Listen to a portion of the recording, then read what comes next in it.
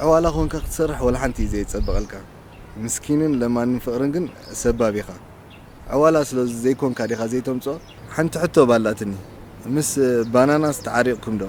اغاطامي بغاطامي اي قصلت دلا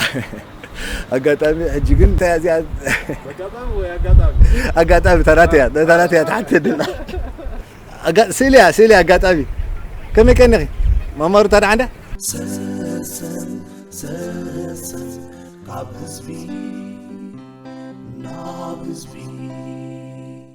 سلام كبرات تعذبتنا اما لا علم زلهم فلايكا تعذبت سلسل ميديا بس زقربكم لي عدمه بتاعمي زمسكن نابحته تذيك تمثلني هراي بتقدامي تجمر أقدم سلامتي يلقس مايك حاوي بحصر زبالس كم سنبسخا مسنت ببعت حيس كلا لنا يعني لي نوبل هراي نوبل حاوي ثانك يو مجمرة شمي ميكيلو مسيبال أبزوان زخا أب مينستر تاعنا سرح لكم مالتي أول إسوان سيستم زورعي هوتي مسنت ببدما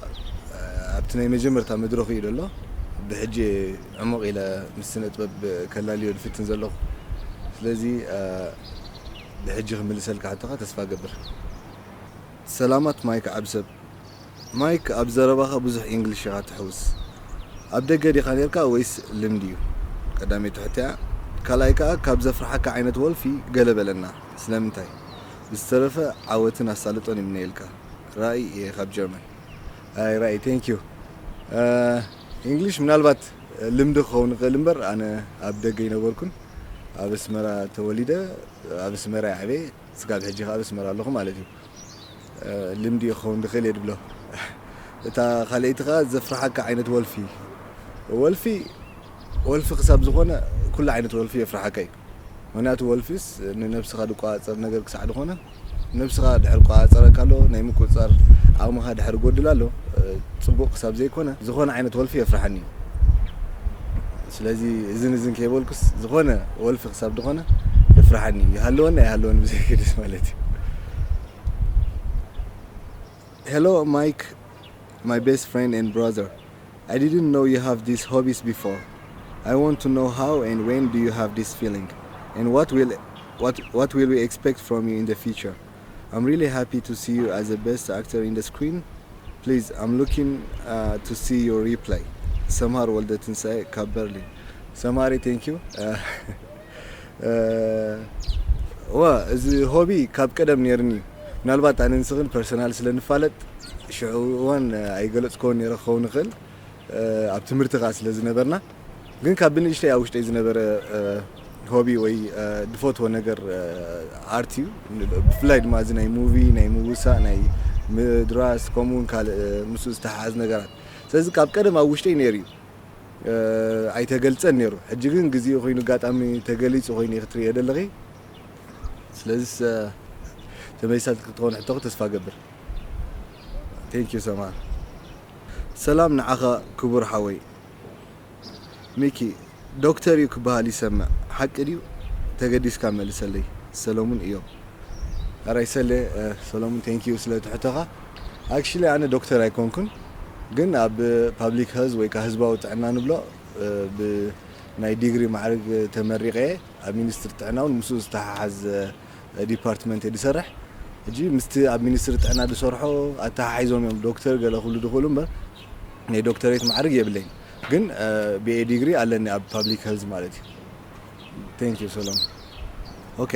ናብታ ትቕፅል ሕተይ ክሰግር ሰላም ሚኪ ቦይ ኣነስ ክሓተካ ደልየ ዘለኹ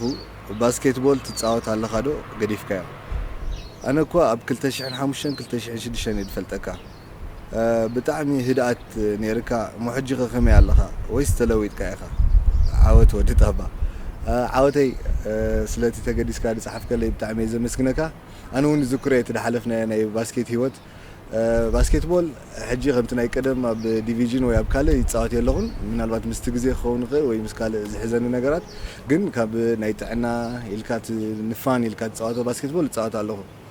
ብዛዕባታ ህዱእ ነርካ ብህዱእ ካይድ ፈልተካ ትብላ ደላኻ ክሳብ ሕጂ ከምኡ ኣለኸ ይድብል ምናልባት ግን ግዜ ተጥዒሙ ምስ ተራኸብና ከዓ ባዕልኻ መፂኻ ትፈርደኒ ዓወተይ ይናፍቐካ ባይ ዘ ወይ ቴንክ ዩ ሰላምን ጥዕናን ረሃዋን ስኒትን ንዓኻን ንሰበይትኻን ደቅኻን ይምነ ብምቕፃል ዕዋላ ኾንካ ክትሰርሕ ወላ ሓንቲ እዩ ዘየፀበቐልካ ምስኪንን ለማንን ፍቕርን ግን ሰባብ ኢኻ ዕዋላ ስለ ዘይኮንካ ዲኻ ዘይተምፅኦ ብዛዕባ ባህርያትካስ ከገለበለና ፅቡቕ ዕድል ኣቤል ተኽለ ኣባሓወይ ቴንክ ዩ ስለቲ ኮመንት ኣብ ፍቕርን ኣብ ካልእን ሰባብ ኢኻ ኢልካኒ ቴንክ ዩ ኣብ ዕዋላ ከዓ ምናልባት እቲ ዝተዋሃበኒ ካራክተር ሓቅኻ ከዓ የምፃእ ክኸውን ይኽእል ኣነ ብዓቕመይ ብዙሕ ኣይሰራሕኩን ካብ ዕዋላ ኮይነ ኣብ ገለ እዋናት ኢኻ ሪኢኻ ንክትኸውን ትኽእል ግዜ ስለዘይሃብኮ ክኸውን ይኽእል ምናልባት ብሕጂ ከዓ ነቲ ካራክተር ብግቡእ ተላቢሰ ክሰርሕ ተስፋ ገብር ከምኡ ስለ ዝኾንካ ባህርያትካ ዲኻ ኣይደኖ ባህርያተይ ዝንዝን ክብል ኣይክእልኒ ግን ዕዋላ ናይ ዕዋላ መግለፂ ዝንዝን ክብለካ ኣይክእልኒ ግን ልክዕ ከምቲ ኣብ ኣስመራ ወይ ኣብ ኤርትራ ዘሎ መንእሰይ ንኩሉ ነገር ፈቲነ ብኩሉ ነገር ዳሓለፍከ እጂ ብዝያዳ ግን ካብ ሰብ ክረኽቦ ድኽእል ነቲ ናተይ ፊድባክ ነፀብራቕ ናተይ ሰብ ክሳዕ ድኾነ ሶ ሆፕፉሊ እንድዒ ካልኦት ሰባት ምሉስልካ ክኾኑ ብዛዕባ ባህርያተይ ማለት እዩ ቴንክ ዩ ናይ መድረኽ ተዋስኦ ኣብ መጀመርታ ኣብ ሃገርና ፅቡቕ ነይሩ ኣብዚ ሕጂ እዋን ግን ዳርጋ የለን ክበሃል ይኽእል ከም ሚካኤለ እንታይ እዩ ትብል ትፀገም ዳንኤል ዘርኣይ ሃራይ ዳንኤል ቴንክ ዩ ስለቲ ኮመንት ስለቲ ሕቶኻ ናይ መድረኽ ድራማ ከምቲ ናይ ቀደሙ የለን ክንብል ንኽእልና ሓቅኻ ኢኻ ጅብናተይ ርዲኢት ምናልባት ከምቲ ናይ ቀደም ዝነበሮ ይኮነን ዘሎ እቲ ግዜ ኣብዚ ሕጂ እዋን ሰብ ብጣዕሚ ብኩሉ ስታፍስ ቢዚ ኮይኑ ግዜኡ ናብትን ኢሉ ኮፍ ድብለሉ ግዜ ዳርጋ የለን ልክዕ ብመንፅሩ ከዓ እዚ ናይ ሶሻል ሚድያ ናይ ሙቪ ናይ ዲጂታል ዳይ ዝድኾነ ነገራት ናይ ፍላሽ ናይ ሲዲ ወይ እውን ብኦንላይን ክትሪኦ ትኽእል ሙቪታት ዳበዚሓ ከይድ ኣሎ ስለዚ ሰብ ብቐሊሉ ክጥቀመሉ ይኽእል ኣብ ሞባይሉ ኣብ ስክሪኑ ክሪኦ ይደፍር ነቲ ሙቪ ካብ ግዜ ሰውኡ ኣብ ሲኔማ ኣትዩ ድሪኦ ሕጂ ብቐሊሉ እቲ ኣክሰስ እቲ ዲጂታላይዜሽን ስለ ዝቕፅል ዘሎ ምናልባት ምስ ከምኡ ኣተሓሒዘ ክገልፆ ድእምበር እቲ ናይ ተዋሳእቲ ብቕዓት ወይ እውን ካሊእ እዝን ክብል ኣይክእልኒ ግን ምናልባት ምስቲ ግዜ ደይምህላው ናብቲ ቴክኖሎጂ ዝንመፀሉ ዘሎ እዋናት ሰብ ብዝያዳ ብኢዚ ኣክሰስ ክረኽበሉ ድኽእል ነገራት ተጠቒሙ እዩ ነቲ ናይ ሙቪ ወይ ናይ ስነ ጥበብ ፍርያት ክሪኦ ዝመርፅ ዘሎ ሕጂ እሱ ኣዳኺሞ ክኸውን ይኽእል እዩ ምናልባት ከም ናተይ ርኢተይ ግን ብዝተረፈ ፅቡቕ ምዕባለ ኸርኢ ብሕጂ እውን ንሕና ብዝከኣለና ክንፅዕር ኢና ማለት እዩ መጀመርያ እንቋዕ ደሓን መጻኻ ኣብ ሕቶይ ከኣቱ ትፈትዎ ቀዳመይቲ ሕቶ ትፈትዎ ገፀ ባህሪ ከመይ ዓይነት ደስ ብለካ ካልአይቲ ብዘይካ ተዋስኦ ካባኻ እንታይ ካልእ ስራሕ ክንፅበ ኢና ኣብ ስነ ጥበብ ማለት እየ ካልእ መለባት ኣለካ ዶ ድርሰት ወይ ከዓ ዳይሬክቲንግ ካብ ዳንኤል ኣብርሀ ገርገረ ሃራይ ዳንኤል ቴንክ ዩ ተቐዳመይቲ ሕቶ ትፈትዎ ገፀ ባህሪ ከመይ ዝበለ እዩ እጂ ገፀ ባህሪ ክሳብ ኣብ ዓለም ዘሎ ካራክተር ስትላበሶም ዳሃለኻ ዝኾነ ገፀ ባህሪ ፈቱ ኣነ ጥራይ ብግቡእ ክርድኦ ኣለኒ ነቲ ገፀ ባህሪ ብዝያዳ ግን ፈታኒ ዝኾነ ፈቱ ንዓይ ምክንያቱ ኣብቲ ጌርካ ደ ትፈልጥ ኣብ ሂወትካ ፈታኒ ዝኾነ ኣክቲቪቲ ዘለዎ ተኮይኑ እቲ ገፀ ባህሪ ንክትፍትኖ ነቲ መስገዲ ክትሓልፎ ወይ እውን ፅቡቅ ጌርካ ክትላበሶ ብዙሕ ፃዕሪ ስለ ዝሓትት ብዝያዳ ዕሙቕ ኢልካ ክትኣቱ ስለ ዘለካ ፈታኒ ዝኾነ ገፀ ባህሪ ክፍትን ደስ ብለኒ ካብ ዝተረፈ ግን ዝኾነ ዓይነት ገፀ ባህሪ ቅበሎኒ ፈትዎ እየ ከዓ ኣብታ ካልአይቲ ከዓ ካባኻ ካልእ ስራሕ እንታይ ክንፅበ ኢና ትብል ዘላ ምናልባት ኣብ ፊልም ከም ኣክተር ኮይነ ጥራይ ሪኢኻ ንክትኸውን ትኽእል ኢኻ ኣነ ግን ናተይ ድብለን ድርሰታት 5 ስራሕ ኣለዋኒ ኣብ ህዝቢ ተዘርጊሐን ዘለዋ ምናልባት ኣይረኣኻየንን ክትኸውን ትኽእል ኣብ ህድሞና ኣብ ናትና ኣብ ጊባቦ ከምኡውን ሕጂ ኣብ ራንዳ ትብል ኢንተርቴይንመንት ሓዳሽ ተኸታታሊት ናተይ ትጅምር ኣላ ሕጂ 5 ስራሕ ሰሪሕ ኣለኹ ማለት ኣብ ገሊአንካ ዳይሬክቲን ኣሎ ሕጂ እውን ናይ ዳይሬክቲን ስራሕ ኣለኒ ስለዚ ምናልባት ዘይተኸታተልካ ከይትኾን ከም ጀማሪ ብሕጂ የዳኣትዎ ዘለኹ ንኩሉ ነገር ግን ድሰራሕ ኮን ፊልምታት ክሳዕ ዝሃለዋ ኣብ ዘንድበልኩኻ ቻነላት ኣቲኻ ትከታተሎ ትኽእል ኢኻ መርሓባ ሚኪሓዊ ኣብ ስራሕካ ዓወትን ኣሳልጦን ይምንየልካ ኣብ ሂወትካ ከዓ ሙሉእ ጥዕናን ዕልመን ይምንየልካ ኣብ ብፍቕሪ ቅተለኒ ሒዝካዮ ዝነበርካ ካራክተር ብጣዕሚ ተላቢስካዮ ነርካ የድንቐካ የቐኒየለይ ክንደይ እዩ ዕድሜኻ ደበሳይ ዘርኣይ ቴንክ ዩ ስለቲ ኮመንት ብጣዕሚ ደመስግን ዕድመይ ከዓ 29 ገይረ ኣለኹ ማለት ሕጂ ተመሊሳ ክትኸውን ተስፋ ገብር عودة أمد سلام عودة أمد فقري عودة أمد رحوة برلنا فتقري عودة أمد سلام عودة أمد فقري عودة أمد رحوة برلنا فتقري الرحوس بعالي برلنا فستانا دميقو مايكو درست كم زلكا أب حدا أقات أمي تزاريب كان يركا كساب حجي جن ناتكا درست هيراخون سلمتا يسرح كاين لايت زحلتوغا قديمة كزارب لا تصنيحة مثلني لايت ثانك يو سلتي كومنت بتاعمي دمسجن ناتي سراح من البات ايت خاتاتل كان تكون تغل بقاطعم خون خل جن اب هدمونا بكل تشحن 10 شمونتن استتصعنت اقاطعم تبل حنت سيزن على كومون اب يل تي في تمثل تبل على اب ناتنا قفتا تبل على بحجون ابراند انترتينمنت موجز تبل سراح تخاتاتل توصع على اجي سلاز نزن دهبكخا ارستات وي ريخابتن شانلات سيرش يركا ترغبو تخليخا سلازي كم زلن تزاريبا نيرا الو ناو تشيك وريخا لايت اور ثانك يو ميكي حاوي بمجمرة ابي هيوتكا سلام اب صراحكا اسالط ابنيلكا قصيله اب دكتورنا هيوت نوح تمكرو دي زلكا حكيم مخانكا فلتي سلازي غلبلنا نمبر سبيشاليست دكتور كتكون تسفا قبر فروين تغلو ثانك يو سلاتي كومنت بلاس بزعبا زغداي ز اقديمه تزاريبا صنيحه مسلني دكتور ايكونكن انا منالبات زغونه مستعنا استحاز ناب دكتور وي نيرس ترايد يكون قال فيلسون الو جيغم تقديمه استزاربكو انا بهزباو تعنا وي بابليك هاز اوفيسر كوين يدسرح اب 2015 جراجويت غيره سوفار 6 عامات تمكرو لنا مالتها مينستر تعنا كاوسترفه كن منالبات نعو ناي ماسترز ناي دكتوريت بروجرام كله خون مس غزي جن دكتوريت دبلكو بايتا يبلين ابت مينستر تعنا جن كان بابليك هيلث اوفيسر كوين يسرح ثانك يو سلام مايك حوي نابحتو يكاتو طبب معس جميل كايو قدامي تسرح كاي فيلم كانتي تبل نيرا من يتفوتو تواساي تفتوا تواسايت ودمازو هراي ودمازو ثانك يو بتاعمي دمسكن طبب معس جميل كاين زبل حتو منالبات أنا كم ناتي رديت زخون السبب عوشتو رئيسو دخالة طبب الله جين طبب كنبيل كنا قدنا يكوننا بسوشيال ميديا ويماس ميديا ترايخا بسكرين ترايخا نايز قبلك بكل عينت حدا نقر تفتر كسعدها لغا وين خبابيخا زحقوز نقرات تبرك سعدها لغا ابتي طبب لغا مالتي سلازي من البات مزناي فيلم سنة طبب تحيز كات حتى نتلغا كاب قدمي عوشتي نيروندي ግን ምስ ህዝብ ዝተላለኹሉ እዋን ኣብ 2013 ብመንገዲ መርሃዊ መለስ በሰዓት እዚ ከማን ክቡር ስለ ጥበባዊ መርሃዊ መለስ ከመስግኖ ደሊ ታሕቶኻ ቀዳመይቲ ፊልም ትበልካን እውን ሙሴ ሰሪሕያ ኣነ ምስ ኣነ ትብል ኣብ 2013 ዝተሰርሐት ፊልም ካልእ ትፈትዎ ተዋሳኢ ወይ ትፈትዋ ተዋሳኢት ዝብል ሕቶ ምናልባት ኣነ ከም ሚካኤል ንኹሎም تواسات بزعدنا له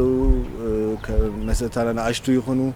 قدمنا زنبور عبيت يخونو بمعرف بفولي زدنا مغنياتو أبتستوهابو كاركتر بزن تبارق كيلت لازمزنم لذي أبتن كيبلنا أبوزح فيلم تات بزح صعدها له بزح كاركتر سالونا نمولهم كا بزيتن بزي فلالي كلهم تواساتي يدنقوا من فوتوا مني يخبروا مني ميكي عاركي بعل كلتر سي أنا كو حتى يبلين نافقوتي يخجل سألكا ميس يو برو حنت حتى بالاتني مس بانانا استعاريكم دو تسألوا مجبي نيرو كاب عركخان متعبي تخان هانك إسر كاب أديس هانا حوي بتعمي ثانك يو تجديسكا سلتي تجديسكا كومنت صحف كالي ونحطو زغرب كالي بتعمي زنافقكا بتعمي زخبركا زفتوكا بلاس داب تحتو خسجر عبا بنانا مو درجة حجي خامل تعرق لعلي 10 عامات كوين له جيب زوانزز كافت دفوتو مجبيون صماء بنانا بصبات صماء ولا مجبيون فروتان بنانا كويني تعرقنا سب صبغ درجة نقصلا لنا سيد أنا اسمع مالتي ثانك يو هنا حوي نافاك سلام مقادلتي ده هاي سراق اللي بالفيلم يبل كان على يوتيوب يلان هنا برهانة ثانك يو باي ذا واي سراق لبي حجي تجمر على بغزانا انترتينمنت تبهال شانل اخ جمر تودي على تا نيكست سيزون كجمر سلازي تخاتاتل يا اخي ثانك يو سلام نعاغامي كحوي قصيله حتوي نسخه ودخندي عمد وليدكا ويك تولد تدلي كيملس كالي كي تحلفاتا ودي زبيب في الساحه alright thank you ዘቢብ ሕጂኻ ክትወልድ ትደሊ ዘይኮነ ወሊድካ ይኸውናተይ ምክንያቱ ቆልዑ ስለ ዘለውኒ ማለት እዩ እታ በኹሪ ጓለይ ወዲ 27 ዓመት ከለኹ ወሊድያ I hope ሕቶኹ ተመሊሳልክ ዘቢብ thank you ሚኪ ሓወይ ኣብ ህይወት ትደልዮ ግን ከኣ ዘይረኸብካዮ ነገር ኣሎ ዶ ክትረኽቦ ኸ እንታይ ዓይነት ፃዕሪ ተካይድ ኣሚር ኣልኣሚን ኣሚር thank you ስለ ትሕቶኻ ብጣዕሚ እየ ዘመስግን ኣብ ህይወት ኩሉ ግዜ ህይወት ምልእቲ ክሳዕ ደይኮነት ገለ ትደሊ ገለ ጎድለካ እንድዩ ጅብ ህይወት ትደልዮ ነገር ክረኽቦ ይፅዕር ኣለኹ ምናልባት እንታይ ኢልካ ክትሓተን ትኽእል ብዙሕ ከየቕርበልካ ግን ልዕሊ ኩሉ ሰላምን ቅሳነትን ምስ ኣብ ከባቢየይን ምስ ብቐረባ ዝፈልጦም ሰባትን ክፈጥር እንድዩ ስለዚ ኣብኡ ይፅዕር ኣለኹ ብዝያዳ ድማ ኣብ ዝለዓለ ደረጃ ኣብ ሰላምን ቅሳነትን ዝመልኦ ህይወት ናይ ሓባር ስራሕ ሰሪሕና ክንዕወት ንሃገርናን ዓለምናን ፅቡቅ ዝኾነ ስራሕ ክንሰርሕ ተስፋ ገብር ስለዚ ኣብ ፃዕሪ ከም ኩሉ ሰብ ኣብ ፃዕሪ እየ ዘለኹ thank you ኣሚር ናይ ግድን ትምልሰለይ እቲ ገጽካ ዘይድፈር ባህርኻ ከመይ ኢኻ ኣምለሰት ባይደ ናይ ግድን የምልሰልክ እምበር ኣምለሰት thank you ስለትሕቶ by the way ገጸይ እንድዒ ገጸይ ከም ገጸይ ዝድፈር ከማን ደሎ ኮይኑ ይስማዕኒ ሓቂ ዘረባ ስኽን መጀመርታ ግዜ ገጽካ ዘይድፈር ትብልኒ ለኺ ባህርይ ድማ እዝን ክብለኪ ደልኒ ግን ሁዴ ይብል ንነብሰይ ምናልባት ምስ ሰባት ክረዳዳ ፍትኔ ኣብ ስርሒካ ዝያዳ ተገዳስነት ገይረ ክሰርሕ ዝደሊ ዓይነት ሰብ ኣይ ሆፕ ከምኡ ክኸውን ብሕጂኻ ብዝበለፀ ግን እዛ ደፋሪኻ ትብልያ ምናልባት ንኻልኦት ንዓይ ድፈልጡኒ ቅርብ ኢልክ ተሓተት እዮም ዝበለፀ መስለኒ thank you ኣምለሰት ሰላም ማይክ ሕቶ የብለይን ብጣዕሚ እየ ዝፈትወካን ዘድንቐካን ከም ዘለኻያ ክትቅፅልካ ኢላቦ thank you ካብ መን ምዃና ይፈለጥኳን ኣጋጣሚ ግን ብጣዕሚ እየ ደመስግን ብጣዕሚ my favorite did you remember you were my motivation teacher at Burhanawi and that lesson helps me a lot have you ever think of improving and start giving lesson of that and ኣጋጣሚ movie ክትቅፅልያ ደሊና ክንፈ ደሊና ሽኮር ብጣዕሚ እየ ዘመስግነኪ ፅቡቅ ኩሉ ግዜ ዝዝክረኪ ከም ተማሃሪተይ ከም ሓፍተይ መጠን ኩሉ ግዜ and ብዛዕባ እዚ ናይ ሞቲቬሽን ክላስ ድበልክኒ ብጣዕሚ እየ መስግነኪ I hope ከምቲ ሽዕኑ ብሎ ነበርና ስጋ ሕጂ ትጥቀምሉ ክትህልው ትቕፅሎ ዲኻ ንዝብል ሕቶ ከዓ ኩሉ ግዜ ሓስብ እየ ንባዕሉ ዝደለኾ ሞያ እዚ ናይ ኣርት እውን ሞቲቬሽን መሃብ ኮይኑ ዝስማዓና ዓይኒ ሰብ ብዝርድኦ መንገዲ ፅቡቅ ነገር ናይ ምፍጣር ናይ ባይታ ናይ ምፍጣር ፊልድ ኮይኑ ዝስማዓኒ ሕጂ ስቲል እቲ ናይ ሞቲቬሽን ክላስ ከም ሌክቸር ኣይሓስብዎን ደሎ ግን ሓደ መዓልቲ ትድግባኣኒ መፅናዕቲ ወሲደ ኣብ ከባቢ ደለው ንኣሽቱን ካልኦትን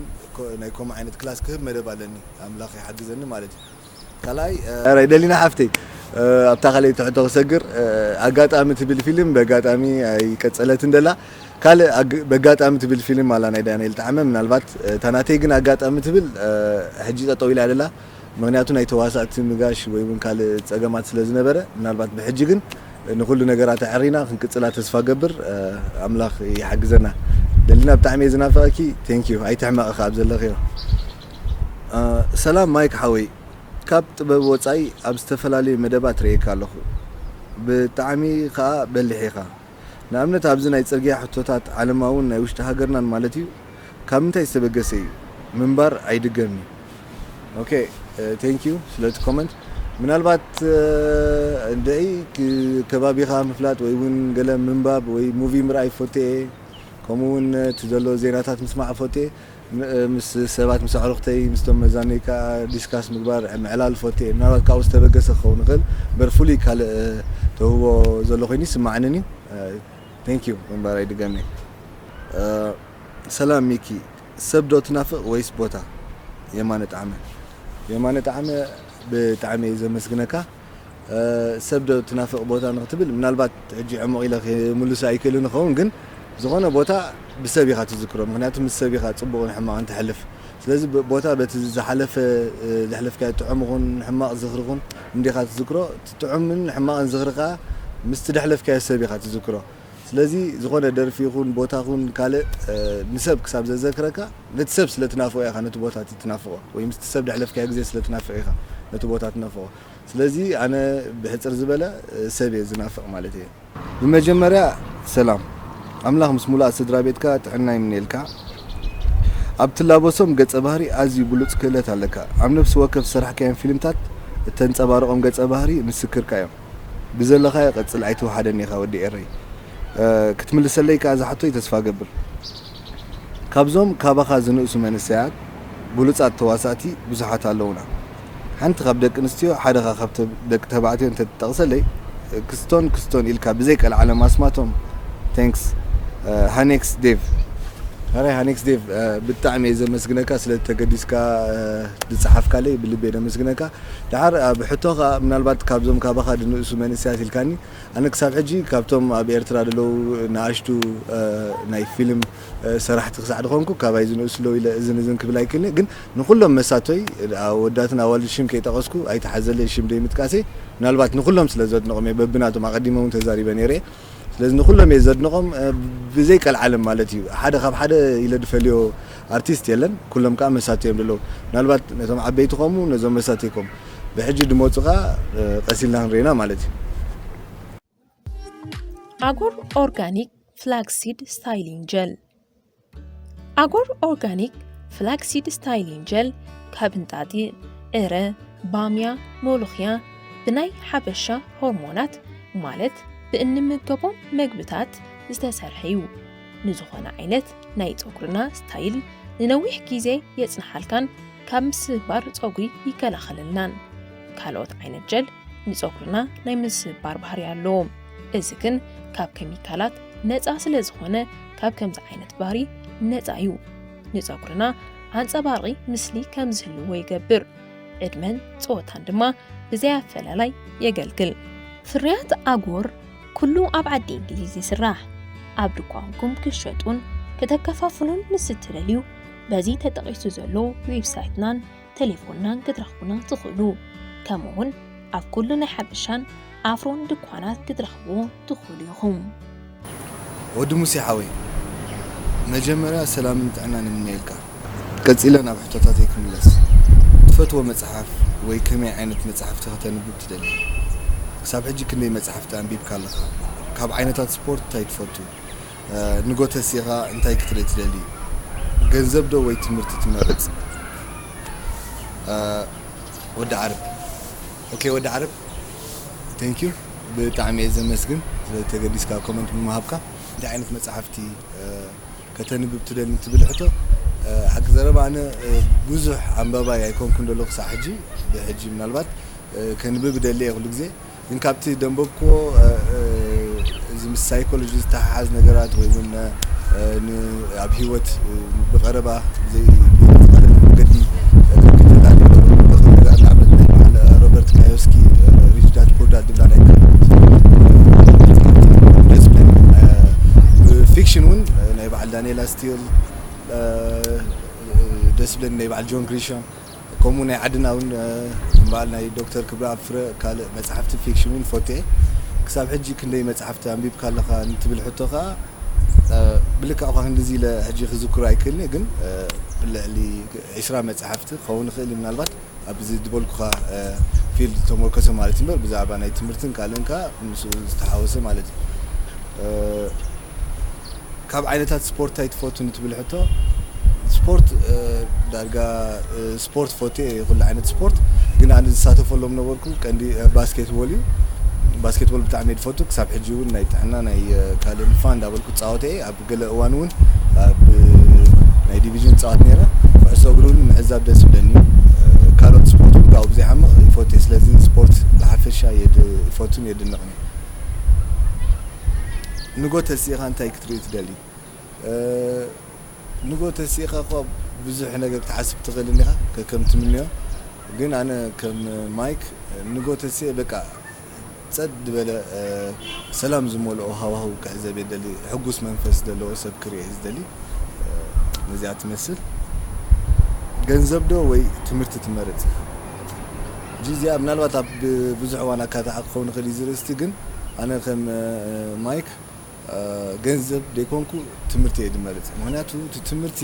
ከባቢኻ ምፍላጥ እዩ ከባቢኻ ድሕር ፈሊጥካ ኸ እቲ ገንዘብ ከባቢኻ ንኽትነብር ድሕግዘካ ማተርያል ክሳብ ድኾነ ከመይ ጌርካ ተምፅኦ ትፈልጥ ኢኻ ስለዚ ኩሉ ግዜ ካብ ገንዘብ ንላዕሊ ትምህርቲ የድመርጽ ምክንያቱ ትምህርቲ ንገንዘብ ከምፅኦ ስለ ዝኽእል ቴንክ ዩ ወዲ ዓረብ ኣይ ሆፕ ሕቶታትካ መሊሰልካ ክኸውን ተስፋ ገብር ሰላም ኣምላኽ ምሳኻ ይኹን ሚኪ ሓወይ ኣዝኻ ውሕልልን ብቑዕን ተዋሳኢ ኢኻ ናብ ሕቶታተይ ከኣቱ እንተኾይነ ቀዳማይ ናብ ስነ ጥበብ ዓለም በጋጣሚ ዲኻ ወይስ ብትምህርቲ ተጸንቢርካ ካልኣይቲ ድማ ድምጽኻ ንደርፊ ብቑዕ መስል ባዕልኻ ዝመረጽካዮ ደርፊ ክትደርፈለይ ምደለኹ ካብ ኣዝዩ ዘድንቐካ ምናሴ USA stay blessed and be safe ምናሴ ሓወይ ብጣዕሚ ዘመስግነካ thank you ተቐዳሚት ሕቶኻ ስነ ጥበብ በጋጣሚ ዲኻ ኣቲኻዮ ወይ ብትምህርቲ ትብል ብኽልቲ ኮንኩን ክብል ድኽእል ምስለኒ ድሌት ነርኒ ኢኻ ውሽጠይ ብትምህርቲ ኮንኩን ኣትዮ በጋጣሚ ኻ ኣይኮነን ድሌት ስለ ዝነበረኒ ብዛዕቡ ብዙሕ ፍትሽ ነይረ ኣብ ስነ ጥበብ ዝነጥፉ ሰባት እውን ራኸብ ነይረ ከምቲ ኣቐዲመ ድበልኮ ድማ በጋጣሚ ኣይኮነን ምስ መርሃዊ መለስ ጥቡቕ ዝምድና ስለ ዝነበረና ትደልየኒ ድሌት ኣካፊለዮ ኣብ ናቱ ስራሕ ሀይለ ጀሚረ ድሕሪኡ ቀስ ብቐስ ዳቐጸልኩ ብዝደለኹ ደረጃ ኣለኹ ማለት እዩ ስለዚ በጋጣሚ ይኮነን ብትምህርቲ ይኮነን ትድሌት ነርኒ ትምህርቲ ግን ብሕጂ ዳወሰኽኩ ከዕሙቕ እዩ ድሌተይ ኣብታ ካልኣይቲ ሕቶ ድማ ድምፅኻ ጥዑም መስል ቴንክ ዩ ምናልባት ጥዑም ክመስል ክእል ክኸውን እምበር ኣብ ደርፊ ብጣዕሚ ሕማቕ ንፋዕ ኣይኮንኩን ክደርፍ ኣይክእልኒ ይዕፀ ምናልባት ምስ ምሕፋር ክኸውን ይኽእል ምስ ካልእ ክኸውን ይኽእል ስለዚ ደርፊ ኣይትበለኒ ኣይተሓዘለይ ምናልባት ምስ ተራኸብና ብኣካል ስምዓካ ክኸውን ቴንክ ዩ ምናሴ ሚኪ ኣብ ስራሕካ ዓወትን ኣሳልጦን ይምንየልካ ናብ ሕቶይ ከኣቱ ምናልባት ብዙሕ ሰብ ኣይፈልጥን ይኸውን ፐብሊክ ሄልዝ ኦፊሰር ኢኻ ፐብሊክ ሄልዝ ንዓኻ እንታይ እዩ ከምኡ እውን ስነ ጥበብ ምስ ስነ ጥበብ ኣየናይ ዝያዳ ትፈትዎ ክልቲኡ ተኾይኑ መልስኻ ግን ግድን ሓዲኡ ምረፅ ተትበሃልከ DHTV ቴንክ ዩ DHTV ምናልባት ከምቲ ድበልክያ ብዙሕ ሰብ ኣይክፈልጥን ይኽእል ይኸውን ግን ከምዚ ኣቐዲመ ድበልኮ ገሊፀ እየ ዘለኹ ናይ ፐብሊክ ሄልዝ ኦፊሰር እየ ምስ ስነ ጥበብ ኣተሓይዘ ድማ ዳርጋ ተመሳሳልነት ኣለዎ ኮይኑ ድስማዕኒ ምክንያቱ ፐብሊክ ሄልዝ ብዝያዳ ነቲ ሶሳይቲ ኣዌርነስ ምሃብ እንድዩ ኣብ ጥዕናዊ ክፋሉ ማለት እዩ ኣዌርነስ ምሃብ ካብ ትደሎ ሕማማት ካብ ዘሎ ንሰብ ከጥቅዕ ድኽእል ነገራት ምክልኻል ከምኡውን ብዙሕ ዕሙቕ ኢልና ክንዛረቦ ንኽእል ዘለዎ ባይታ እዩ ስነ ጥበብ እውን ካብኡ ብዘይፍለ ንሰብ ኣዌርነስ ምውሳኽ ወይ እውን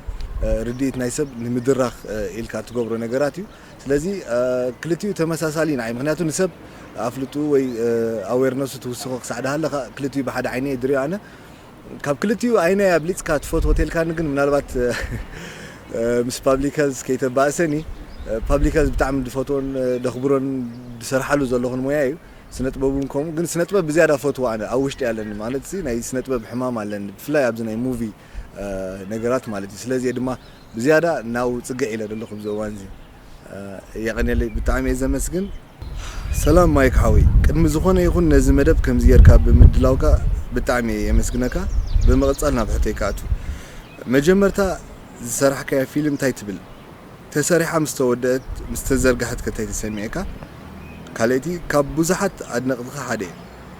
ካብ ዝሰራሕካያን ፊልም ኣባላሽኻያ ክትሰርሓ ይነበረካን ዝብል ነቐፌታ መፂካ ትፈልጥ ዶ ሴማ ማንኤል ቴንክ ዩ ሴማ ማንኤል ብጣዕሚ እየ ደመስግነካ ተቐዳመይቲ ሕቶ መጀመርያ ዝሰራሕካያ ፊልም እንታይ ትብል ተሰሪሓ ምስ ተወድአት እንታይ ተሰሚዕካ ንዝብል እዩ ከምቲ ኩሉ ኣርቲስት ድብህጎ ኣብ ውሽጥኻ ዝነበረ ሕልሚ ናብ ሰብ ወፂኡ ትድልዮ ነበርካ